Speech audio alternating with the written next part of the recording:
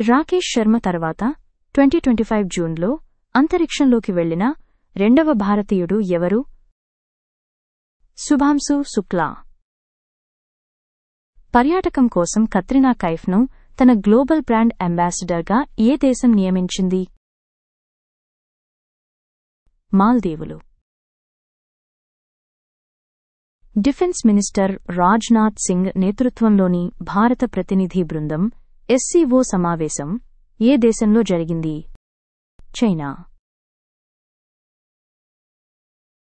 NATO summit 2025 ఏ దేశంలో నిర్వహించబడింది? Netherlands. NASA యొక్క ప్రతిష్టాత్మకమైన అంతర్జాతీయ గాలి మరియు అంతరిక్ష కార్యక్రమాన్ని పూర్తి చేసిన మొదటి భారతీయ మహిళ ఇటీవల ఎవరు అయ్యారు? ఇందిరా హిందూజా.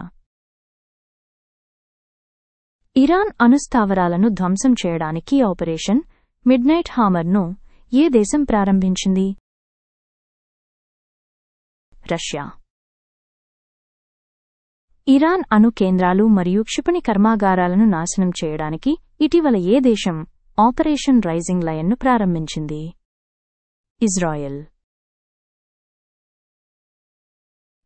ఇరాన్ నుండి భారతీయ పౌరులను తరలించడానికి భారతదేశం ఏ ఆపరేషన్ ప్రారంభించింది?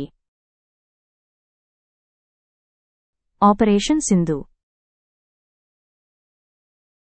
కింది వాటిలో ఏ రోజున అంతర్జాతీయ యోగా దినోత్సవాన్ని జరుపుకుంటారు? జూన్ 21. అంతర్జాతీయ అణుశక్తి సంస్థ IAEA-తో ఇటీవల సహకారాన్ని నిలిపివేసిన దేశం ఏది? ఇరాన్. అంతర్జాతీయ మాదక ద్రవ్య దుర్వినియోగం మరియు అక్రమ రవాణా వ్యతిరేక దినోత్సవాన్ని భారత ప్రభుత్వం ఏ తేదీన జరుపుకుంది? జూన్ 26. ఆపరేషన్ స్పైడర్ వెబ్ కింద రష్యాపై దాడి చేసిన దేశం ఏది? ఉక్రెయిన్. ప్రపంచంలోనే అత్యంత ఎత్తైన రైల్వే ఆర్చ్ వంతెన చీనాబ్ రైలు వంతెనను ప్రధాని మోదీ ఇటీవల ఎక్కడ ప్రారంభించారు? కాశ్మీర్. ఇటీవల పరిశోధన మరియు విశ్లేషణ విభాగం రా చీఫ్గా ఎవరు నియమితులయ్యారు? పరాగ్ జైన్. 2025లో పురుషుల నార్వే చెస్ టోర్నమెంట్ టైటిల్ను ఎవరు గెలుచుకున్నారు? Magnus Carlsen. 2025లో 51G7 శిఖరాగ్ర సమావేశాన్ని నిర్వహించిన దేశం ఏది? కెనడా.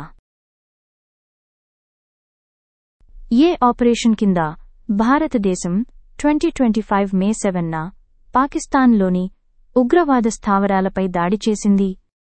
ఆపరేషన్ సింధూర్. మే 14, 2025న 52వ భారత ప్రధాన న్యాయమూర్తి CJIగా ఎవరు నియమితులయ్యారు? BR గవాయ్. ప్రస్తుత జర్మనీ ఛాన్సలర్ ఎవరు? Friedrich Merz. ఫిబ్రవరి 2025లో సెబీ చైర్మన్గా ఎవరు నియమితులయ్యారు? తుహిన్ కాంతపాండే. మార్క్ కార్నీ ఏ దేశానికి కొత్త ప్రధానమంత్రి అయ్యారు? కెనడా. దేశంలో మొట్టమొదటి ATM రైలు ఏది? పంచవటి ఎక్స్ప్రెస్. యునైటెడ్ కింగ్డమ్ కొత్త ప్రధానమంత్రి ఎవరు?